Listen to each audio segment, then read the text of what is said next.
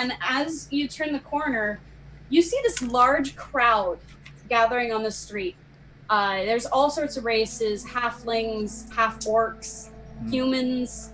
The city is a hodgepodge mixing bowl of opportunity. And you watch as their gazes move upwards. Some of them are even pointing up there and whispering to each other. There's a general murmur in the crowd. And as you follow their gaze, you see a woman perched atop a high roof, about 50 feet off the street. She's got short hair that looks like fire reflecting the sunlight as it dances in the breeze. She has goggles pulled down across her eyes, and her feet appear to be strapped into some metal apparatus that shines with a bluish light between intricate filigree. In her hands, she holds a well-worn notebook and various measurement tools. Below her, you see an exacerbated-looking knight. His eyes are fixed on her as you hear him call out, "Now, this darling, what have I told you about testing these contraptions of yours around town, let alone on yourself? What are you going to accomplish here that you couldn't with a bag of flour? And how many times have I told you that bags of flour make a poor substitute for an actual person? My work requires precision, and so I have to test it myself. Really, your lack of faith is a bit insulting, Eamon," she calls down from the rooftop. Did you just say you find her lack of faith disturbing? I find your lack of faith disturbing. You said the knight's name was Eamon? Yeah. Or she Eamon. I got Dez and Eamon. A knight named Eamon. Dez. Okay. Dez. You get down from there in a safe manner immediately, or I will come up there and get you myself. If my calculations are correct, that is exactly my intention. Just move those slacker ooglers out of the way. At this last retort, the people directly under her, excluding Eamon, of course, start scurrying backwards. Curiosity still in their eyes. Should we be standing here? I'm dare. concerned. Oh, God. As he calls out one last time, Des takes a confident stride off the roof and clicks a button on her hand. You hear a whir of machinery, and she slows her descent. Torun is However, amazed.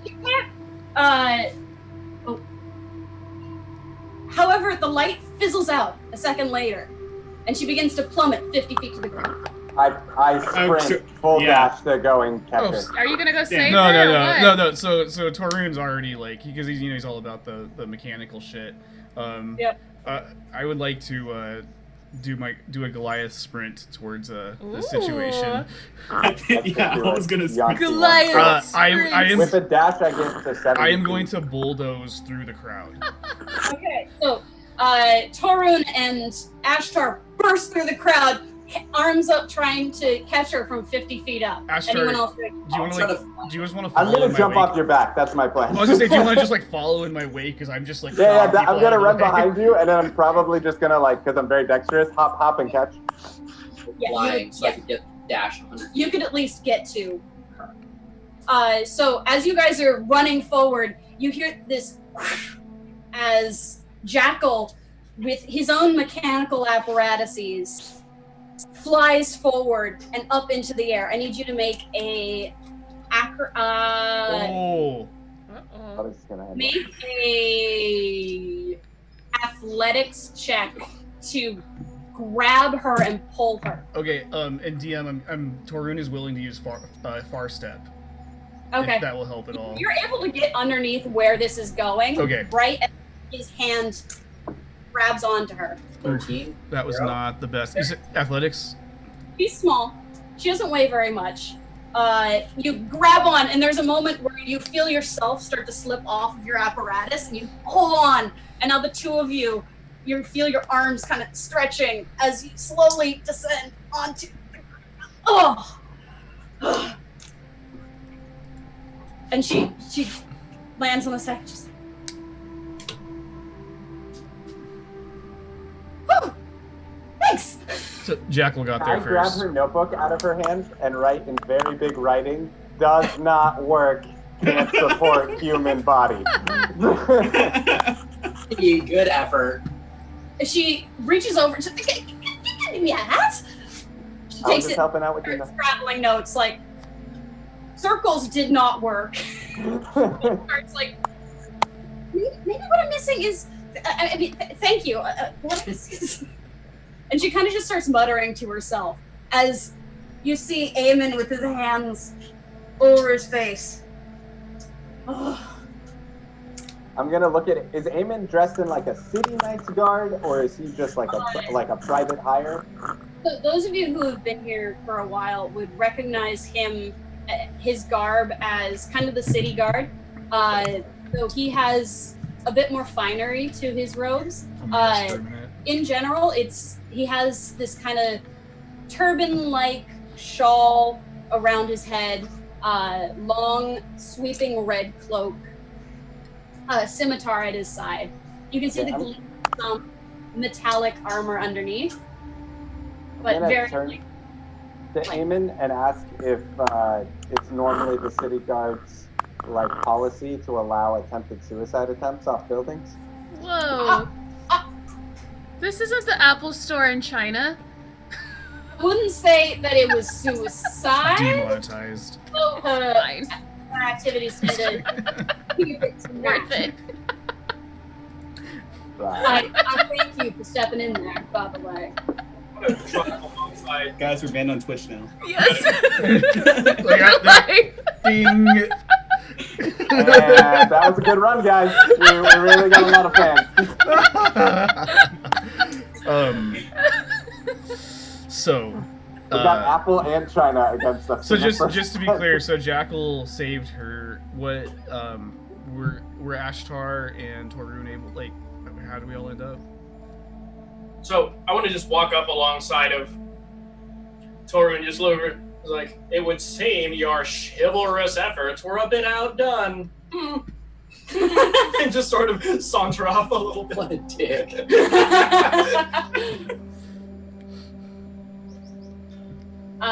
You made a valiant effort at trying to catch this falling woman.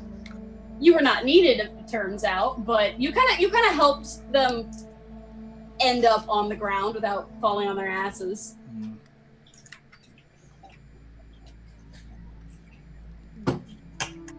Now that the spectacle seems to have dissipated, you see as the crowd starts to disperse. Eamon. Well, I'm gonna turn back to Jess and say maybe at least start with the bag of flour and know that it can carry weight before you jump off a building. Otherwise, have a nice day. And I'm gonna go find the new You stuff. make the assumption that I didn't use the scientific method here. Of course I used a model first. But there's only so much a model can do. Why do you need to fly in the first place? I don't need to fly, I need to not fall. Think about it. What if your gnomish friend, I'm sorry, what was your name? Hi, I'm Jackal. Hi, Jackal. What if Jackal here falls off of that contraption of his? Can he stop himself from splatting on the ground? Are you going to be waiting underneath him all the time? No. You have a flying carpet. I do have a flying carpet. I mean, I could, you know. You just watched Jackal fly up and like do this whole thing and just like. Yeah, I just wait, like, just, maybe. Jackal is very competent. I've seen him build kangaroos that do things that most humans could never. I'm just sitting here floating. The ability to keep yourself from falling really fast can be really important. I don't need to fly. There's already enchantments for that. That's easy. They say it's not the fall that kills you, it's old age. Right? Pretty sure it's the impact.